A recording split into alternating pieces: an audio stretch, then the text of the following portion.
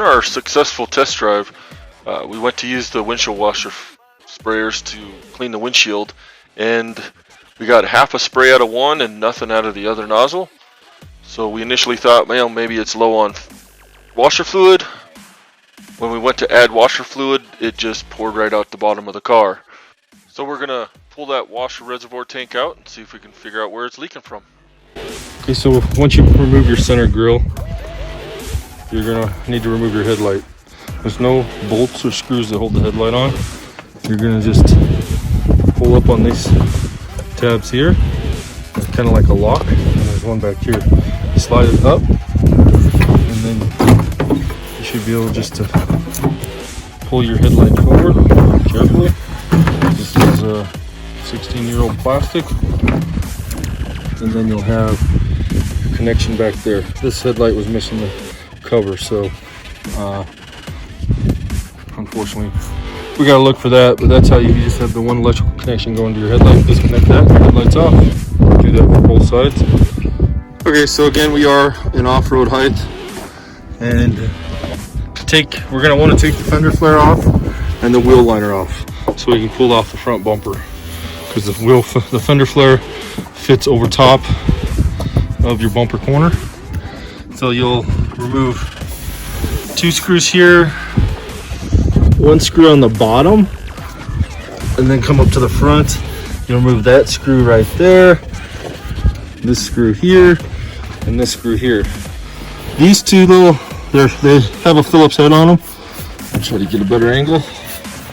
They're plastic pins, and they actually hold on this little, whatever this little piece is. We're not real sure what it is. There's one on each side. It's got 2 wires going to it. It says Ford Motor Company on it. And then once you remove that, you just want to pull all your plastic pins all the way around, making sure to get the 2 at the top, because if you don't, there's a little plastic part of this that slides into them, that'll break off. So here's some more.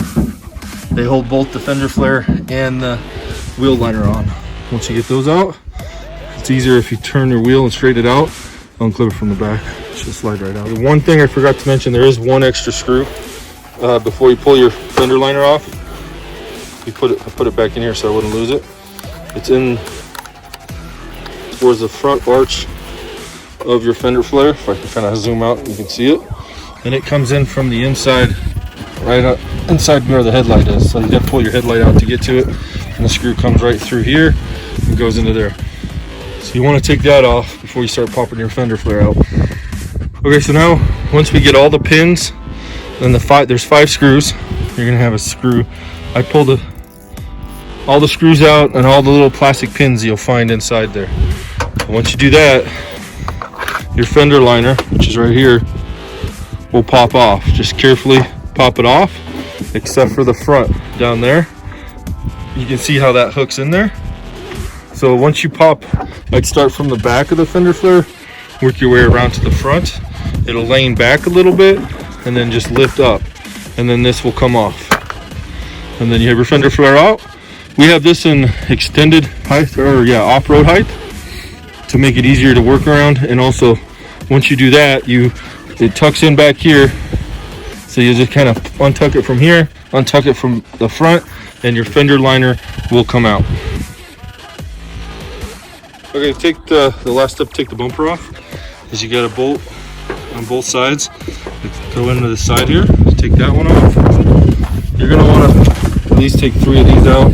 This one's we left in, it'll still slide out. Then you get another bolt on the other side. You pull those out, and this all slides back. You might have to push these little tabs, there's one on each side, but the whole bumper will slide forward.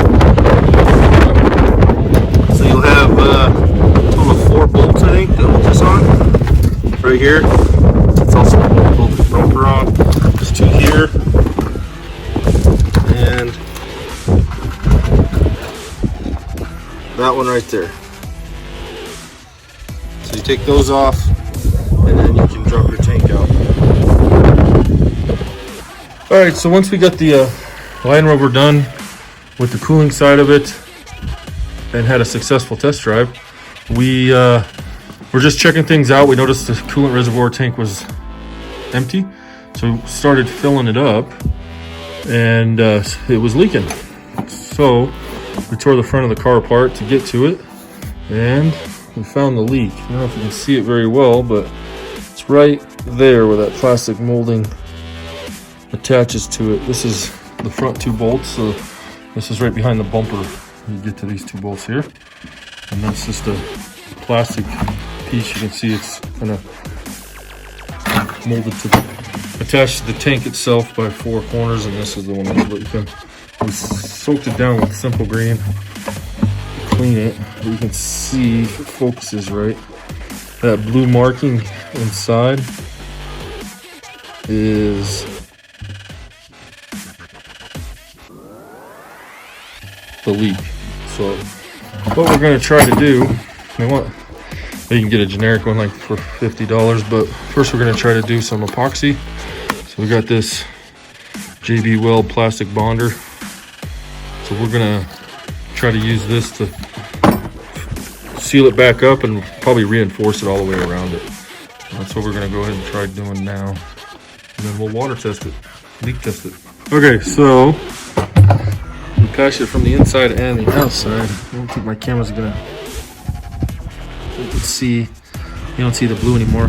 Put a big heavy coat on the inside, and also flip it over here. Put it around it. This side was kind of difficult to get to just because of the angle of everything. We soaked it in there pretty good. It's supposed to be set at 15 minutes, sandable at 30. We're just gonna probably let it sit overnight. Okay, so we had on our test drive, we noticed our windshield washer nozzles weren't working. That's what started this whole, well, we're low on washer fluid issue. We put washer fluid in it. Weren't getting anything but a little dribble out of this one, and about 1.5 of these nozzles are working. There's 2 per thing here. So what we did is we popped this liner off right here. It's just plastic pins, and then it hooks back, hooks it down here. So pulled that off.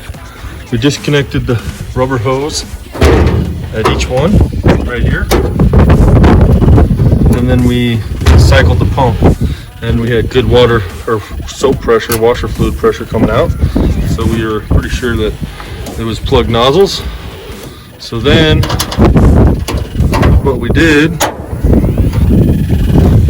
was I took this here, which is like a dental pick. It's a super fine,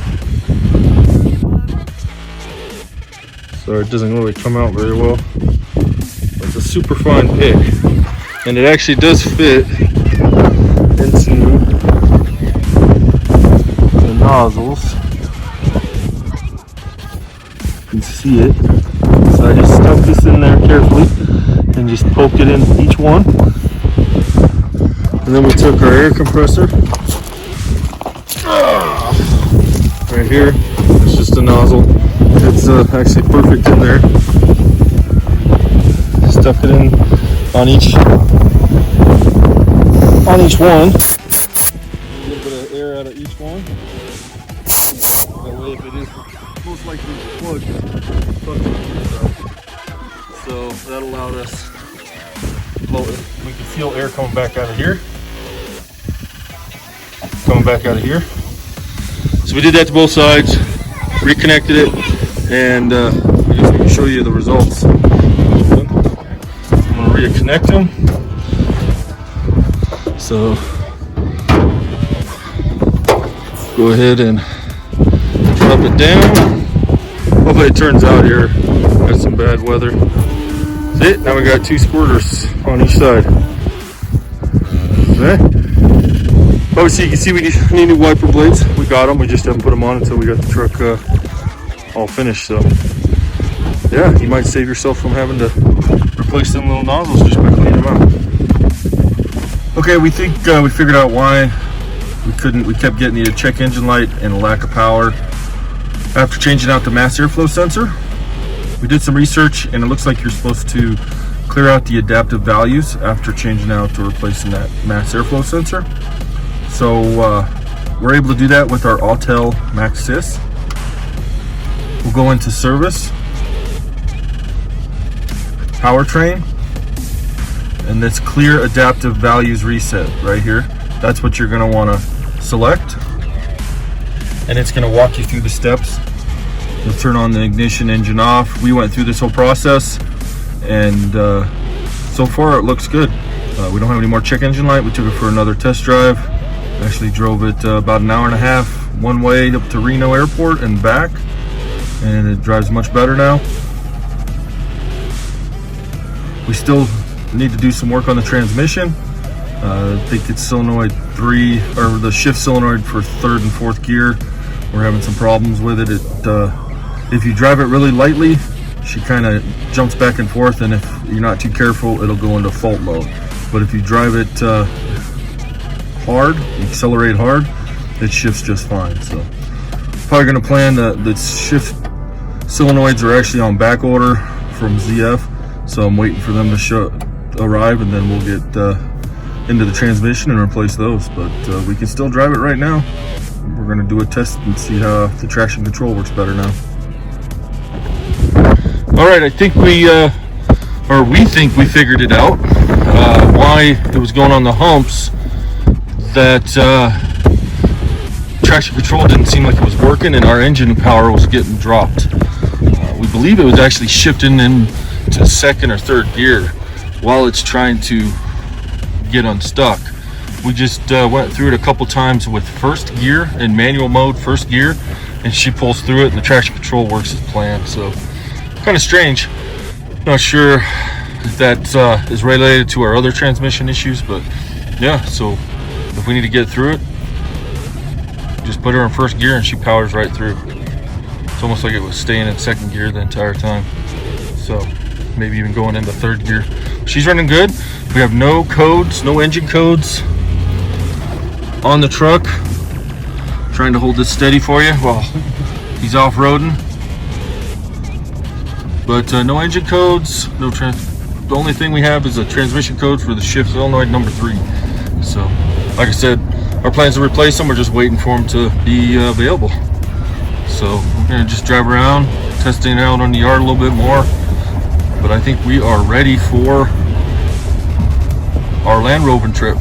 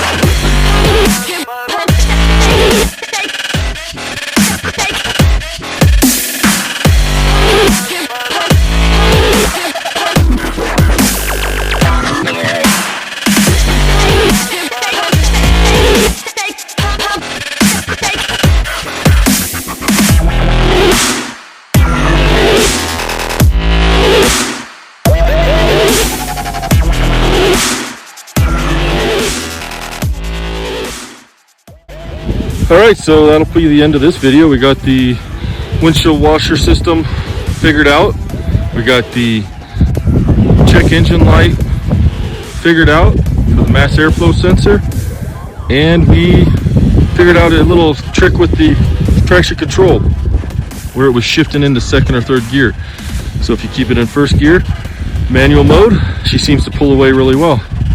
So overall, think it was a good day. I think it's ready for our first overlanding trail ride.